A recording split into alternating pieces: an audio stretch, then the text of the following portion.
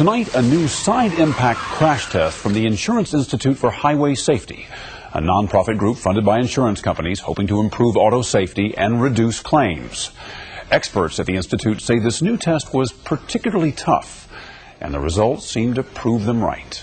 Here's Chief Consumer Correspondent Lee Thompson with a Dateline Consumer Alert.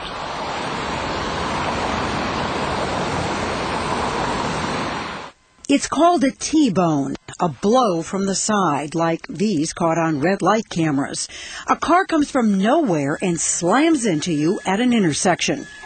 Side crashes are the second leading cause of death and serious injuries on our roads, and more of them these days involve trucks and SUVs hitting small cars, often with catastrophic results. That's why Brian O'Neill of the Insurance Institute for Highway Safety and his team have designed a new side crash test. They think it reflects the reality of today's roads better than the government's test, which every vehicle must pass to be sold in the United States. This is the government's barrier. It represents the front end of a car. It was designed in the early 1980s.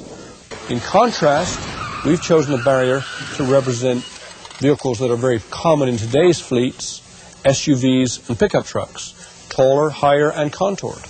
And another difference, the government uses a tall, heavy man in its test. The Institute puts a small woman or teenager in the front and rear seats. It all adds up to a difficult test, one that is especially hard for small cars like the 13 popular models in this latest round of Institute tests.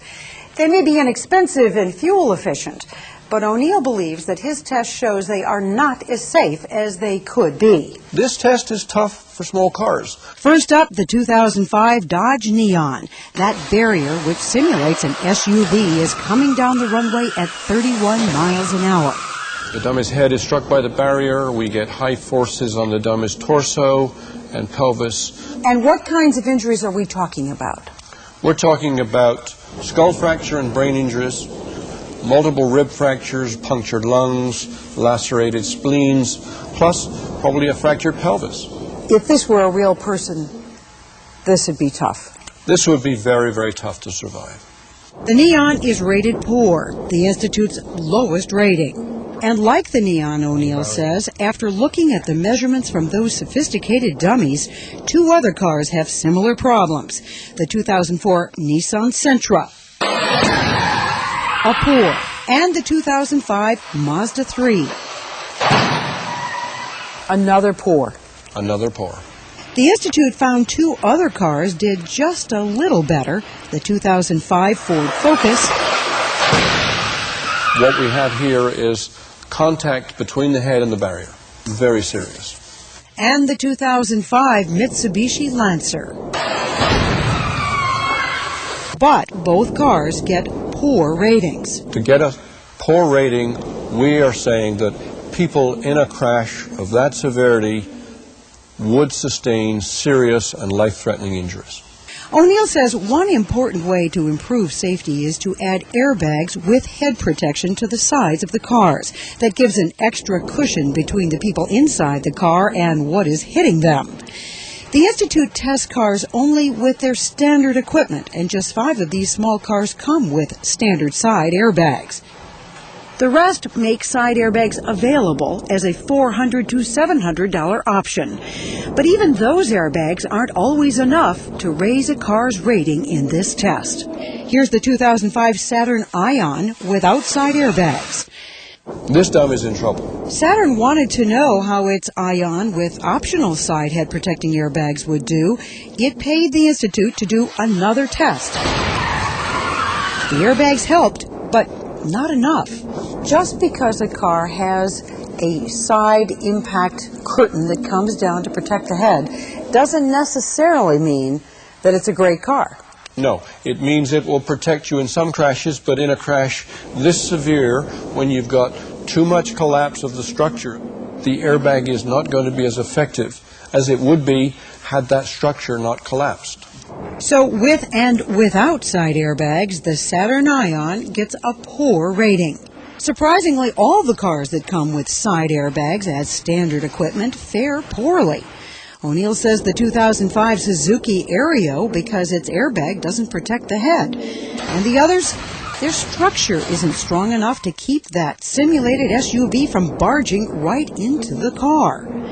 The 2005 Suzuki Forenza, the 2005 Hyundai Elantra, the 2005 Volkswagen new Beetle two-door, and the 2004 Kia Spectra all get poor ratings. We are disappointed. But the good news is, if you add a head and body protecting airbag to a small car with a good, tough structure, it can do better than a poor.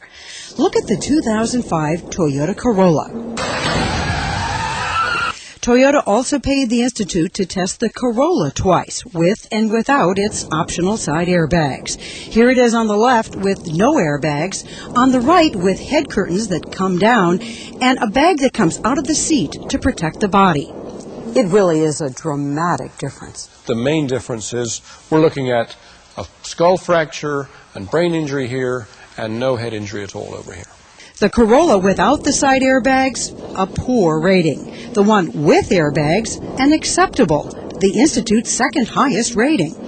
The Institute did the same thing with the newly designed 2005 Chevrolet Cobalt, here without side airbags. Look at the driver's head here. This head is now struck by this intruding barrier that's driving into the occupant. A very serious event. The Cobalt gets a poor rating. But watch what happens when you add the optional side airbags. Now the Cobalt gets an acceptable rating.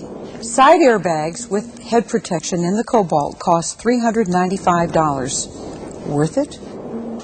Look at the difference. The Insurance Institute for Highway Safety is pushing manufacturers to put head and body protecting side airbags in all cars. It believes proper structural design and side airbags are critical for small car safety. So of the 16 cars in this round of testing, 14, some of them with side airbags and some without, rated poor.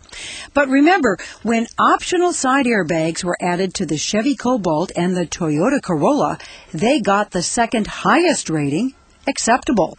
It proves that small cars don't have to be poor performers in this test.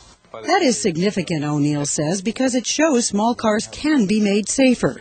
But still, he cautions, small cars will never do as well as big cars in this kind of crash test. The fact they are smaller and lighter puts them at a disadvantage when they're hit by this relatively heavy moving barrier that represents an SUV. Many car makers like Suzuki note how difficult this test is. Volkswagen says it is the most demanding test in the world. Nissan states it is extremely severe. Along with GM, Ford, Kia, and Dodge, Nissan says this test is only one limited aspect of the entire safety picture. Mitsubishi says it hasn't found any real-world incidents that match the Institute's test results. Volkswagen and Hyundai point out their cars have earned the highest rating in the government's test. Toyota and most all the other manufacturers say their car meets or exceeds federal safety standards.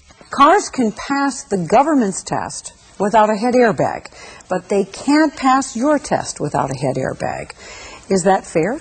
Well, it's realistic. The government's test does not assess protection offered to the head. We do. Are these tests meant to embarrass manufacturers into coming up with better designs? They are certainly meant to embarrass manufacturers who have poor designs to improve them, yes, because not all of the designs are poor. The Institute also put two of tonight's cars through a high-speed frontal offset test where one vehicle hits another slightly off-center. The results? The 2005 Kia Spectra was rated acceptable, and the 2005 Chevrolet Cobalt earned the Institute's highest rating, good. The Cobalt was also named a best pick.